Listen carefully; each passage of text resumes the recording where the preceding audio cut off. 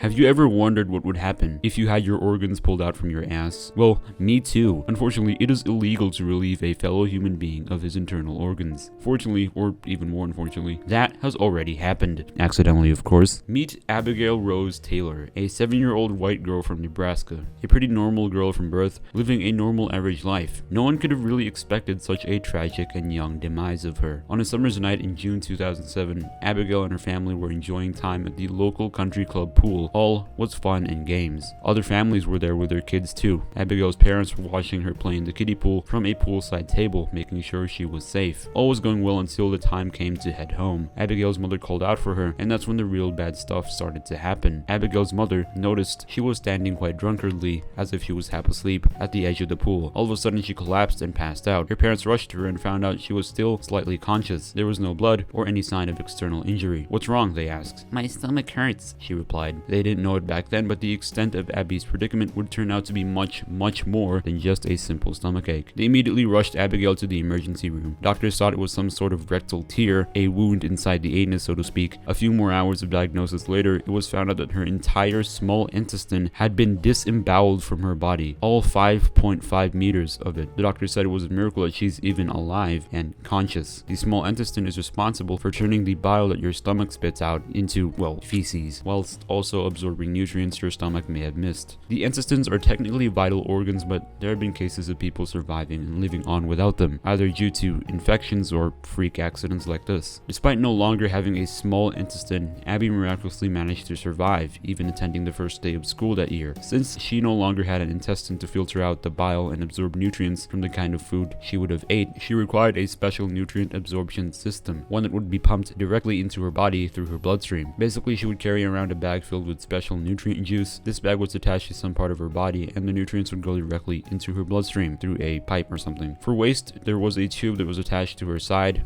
Waste, the stuff that poop is made out of, basically would be excreted out and into a bag disguised as a Hannah Montana purse. This was so she could head into school without attracting too much attention. This system went on for a couple of months as Abigail and her family waited for an organ donor to donate not only a small intestine but a liver and pancreas too as well, as these organs of hers somehow got compromised during this time. After those couple of months, on December 16, Abigail's parents received a call telling them that an organ donor has finally come and donated some of his organs. It was going to be a triple transplant surgery. The surgeons were going to replace 3 of Abigail's organs at once, a procedure which would take almost 2 days straight. This is not even to mention the months-long struggle of recovery the surgery would take. That is, if the surgery was actually successful. Spoiler, it was. After almost 2 days of surgery, the surgeons had successfully transplanted a small intestine, liver, and pancreas onto Abigail. All they needed to worry about now was the recovery. And oh boy, what a worry it was. The months following the surgery, Abigail had to be checked multiple times, as she would often go into an almost critical state multiple times. Not only that, but the medical test results which her and her family would receive on a daily basis showed very little signs of good. In other words, her body was kind of rejecting the new organs. But Abigail and her family did not give up.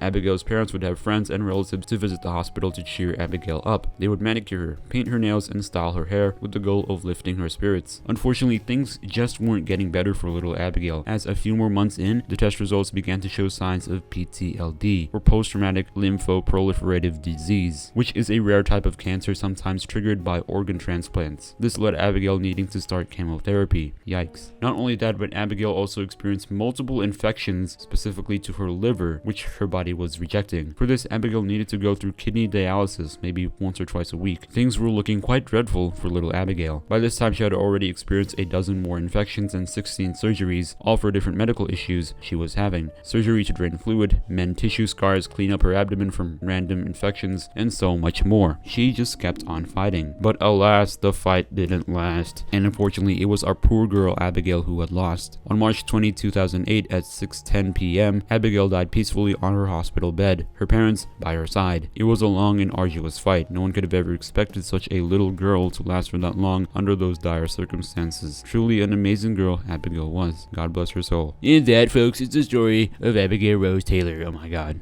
Goodbye.